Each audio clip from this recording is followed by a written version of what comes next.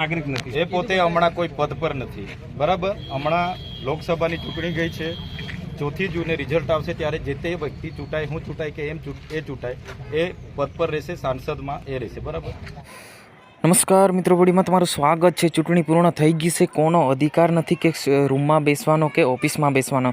શું છે સમગ્ર મામલો? ચેતરભાઈ વસાવા આમ ખુલ્લેઆમ ધમકાવ્યા। ચેતરભાઈ વસાવાએ મનસુખભાઈ વસાવાને થઈ આરોપ, ગંભીર આરોપ સામે સામે બધી ડિટેલ આપણે જાણવાના છે કે શું કેમ આવું થયું છે એ પણ આપણે ચર્ચા કરવાના। તે પહેલાં અમારી યુટ્યુબ ચેનલ પર તમે નવા હો તો ચેનલને સબસ્ક્રાઈબ કરવાનું બિલકુલ ભૂલતા નહીં। તો મિત્રો વાત કરવામાં આવે તો જાણી લઈએ કે ભાઈ ચેતરભાઈ વસાવાએ એવું કહ્યું છે કે હવે ચૂંટણી પૂર્ણ થઈ ગઈ છે, હું આવું કે એ મનસુખભાઈ આવે, કોઈ પણ પ્રકારની કોઈ બી ચૂંટણી જીતશે એ ખુરશી પર બેસશે, પરંતુ આ ચૂંટણી પૂર્ણ થઈ ગઈ તો કોઈનો અધિકાર નથી કે અંદર બેસવાનો, બહાર કાઢો। આમ ખુલ્લેઆમ ધમકાવી નાખ્યા આખા સ્ટાફને, તેમજ મનસુખભાઈ વસાવાને આમ ખુલ્લેઆમ ધમકાવી નાખ્યા।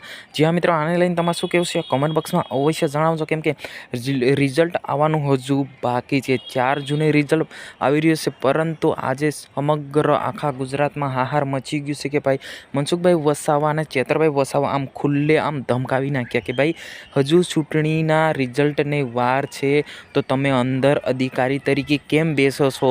કેમ કે જે પણ જીતશે એ જ બેસી શકે અને ખુરશી પર બેસવાનો તમારો કોઈ પણ પ્રકારનો અધિકાર નથી, એ રીતના ખુલ્લે આમ આખા સ્ટાફને ધમકાવી નાખ્યા। જ્યાં મિત્રો વાત કરવામાં આવે તો 4 જૂનમાં જો રિઝલ્ટ આવશે તો કોની જીત થશે એ તમારે કોમેન્ટ બોક્સમાં અવશ્ય જણાવવાનું કે હાલ આખા ગુજરાતમાં આ વિડીયો ખૂબ વાયરલ થઈ રહ્યો છે। વાયરલ વિડીયોમાં એવી રીતના ચર્ચા થઈ રહી છે કે ભાઈ ચૂંટણી પૂર્ણ થઈ ગયેલી છે, પણ તમારો અધિકાર કોણે આપ્યો કે ભાઈ તમને ખુરશી બેસવાનો કે ઓફિસમાં બેસવાનો?